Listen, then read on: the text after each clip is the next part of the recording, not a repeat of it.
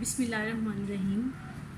آج کے سبق کا عنوان ہے اونٹ کی شادی۔ یہ ایک نظم ہے اور اس کے شاعر کا نام ہے دلاور فغار۔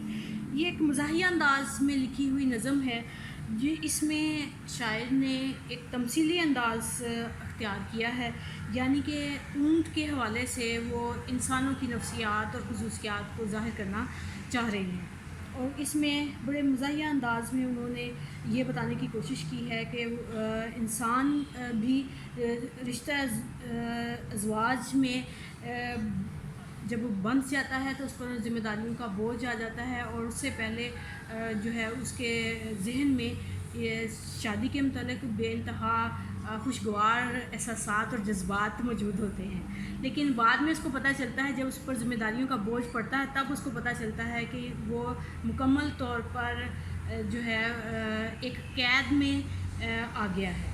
اب اس میں ہم اس کا مفہوم جو ہے وہ دیکھیں گے کہ چونکہ جب مفہوم کسی بھی نظم یا غزل کا مفہوم آپ صحیح طریقے سے اس کو سمجھ لیتے ہو تو اس کی تشریح کرنا جو ہے وہ بے انتہا آسان ہوتا ہے۔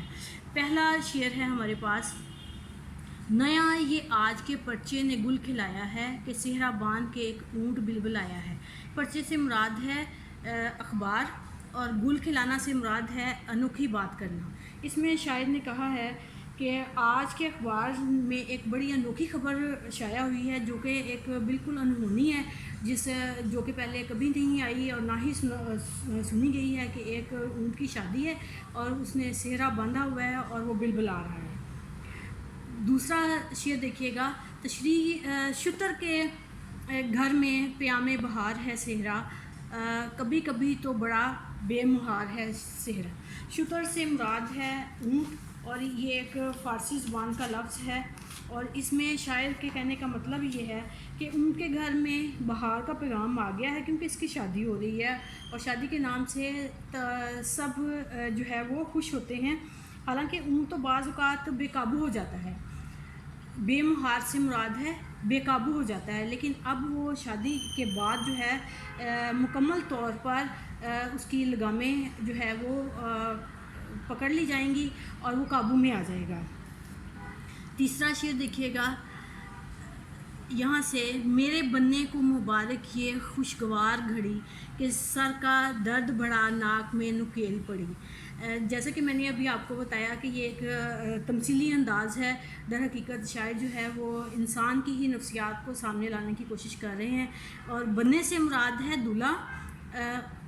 شاعر نے کہا کہ میرے دولہے میاں تمہیں شادی کی مبارک ہو کہ اب تمہارے سر کا درد بڑھ جائے گا اور تمہارے ناک میں نکیل پڑ گئی ہے، یعنی کہ ذمہ داریوں کے بوجھ میں جیسے جیسے وقت آگے گزرے گا تو تم مجبور ہو گئے کہ ان ذمہ داریوں کو پورا کرنے کے لیے، اور اس سے چھٹکارا بھی ممکن نہیں ہو سکے گا۔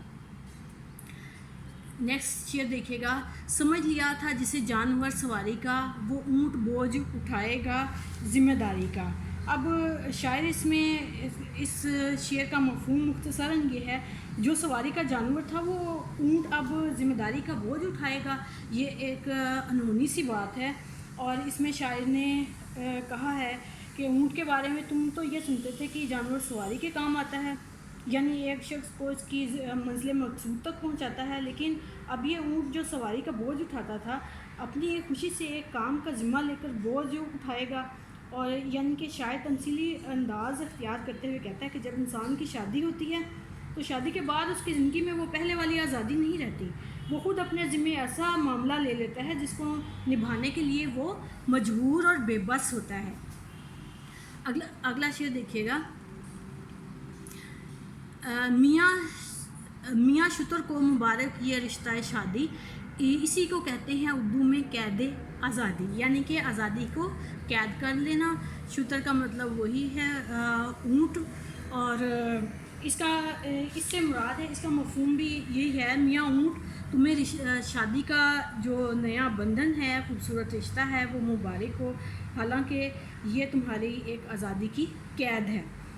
اس شعر میں شاعر اونٹ کو شادی کی مبارکباد دیتا ہے اور کہتا ہے کہ جسے تم شادی کا بندھن سمجھتے ہو نا اور بڑے خوش ہو رہے ہو، وہ تمہاری آزادی کے ختم ہونے کی نشانی ہے۔ جب کسی کی شادی ہوتی ہے تو اس کی زندگی کے معاملات تبدیل ہو جاتے ہیں۔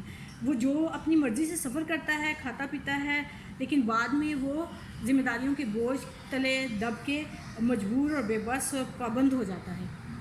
نیکسٹ شیئر دیکھیے گا۔ میاں شتر نئی گاڑی لیے سفر کو چلے، مجھے خوشی ہے کہ تم آ گئے پہاڑ تلے۔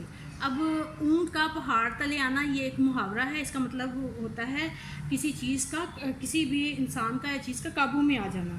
تو اس کا مطلب یہ ہے کہ اے اونٹ، تم زندگی کے نئے سفر پر جا رہے ہو، مجھے خوشی ہے کہ اب تم بھی پہاڑ تلے آ گئے ہو، یعنی کہ تم قید ہو گئے ہو، مجبور ہو گئے ہو۔ اس شعر میں شاعر کہتا ہے کہ اے اونٹ، اب تمہاری زندگی کا سفر شروع ہو گیا ہے، تم اپنی طرف سے نئی گاڑی میں بیٹھے ہو، لیکن تمہیں معلوم ہونا چاہیے کہ یہ نئی گاڑی دراصل تمہاری نئی زندگی ہے۔ جو تم بہت آزاد تھے اب پہاڑ تلے آ گئے ہو۔ شاعر شادی کے بندھن میں جڑنے کے بعد کی زندگی کے بارے میں بیان کرتے ہوئے کہتا ہے کہ انسان شادی کر کے بڑی خوشی سے نئی گاڑی میں دلہن کو لے کر جاتا ہے، لیکن اسے پتہ نہیں ہوتا کہ اب اس کا پالا اپنے سے زبردست سے پڑنے والا ہے۔ اب وہ اسے رونا بھی پڑے گا اور اسے مجبور بھی ہونا پڑے گا۔ تو یہ اس میں آخری شعر دیکھیے گا۔ مجھے بیاہ کی تصویر بھیج دیں جھٹ پٹ، یہ دیکھنا ہے کہ بیٹھے ہیں آپ کس کروٹ۔ اب اس میں بھی ایک محاورہ ہے، اونٹ کس کروٹ بیٹھے گا، یعنی کہ آنے والے حالات کیا رخ اختیار کریں گے، کیا صورتحال ہوگی۔ تو اس شعر میں شاعر نے بڑے مزاحیہ انداز میں ان کو مخاطب کرتے ہوئے کہا ہے کہ تمہاری شادی ہو گئی ہے، آپ ایسا کریں کہ مجھے اپنی تصویر بھجوا دیں تاکہ میں اندازہ لگا سکوں کہ آپ کے حالات کیسے ہیں، آپ کس کروٹ بیٹھے ہوئے ہیں۔ در حقیقت جب کسی کی شادی ہوتی ہے تو تمام دوست احباب کو یہ تجسس لگا ہوتا ہے کہ ان کے بارے میں پتہ کریں کہ ان میں کوئی لڑائی جھگڑا یا ان کے حالات کیسے ہیں۔ تو لہٰذا یہ آخری شعر جو ہے یہ اسی حقیقت کی طرف اشارہ کر رہا ہے۔ اس لیے شاعر ان سے فرمائش کے انداز میں کہہ رہا ہے کہ اپنی تصویر بھجوائیں، یعنی وہ یہ جاننے کے لیے بے چین ہے کہ دیکھیے اب آگے معاملہ کیا ہوتا ہے۔ شکریہ۔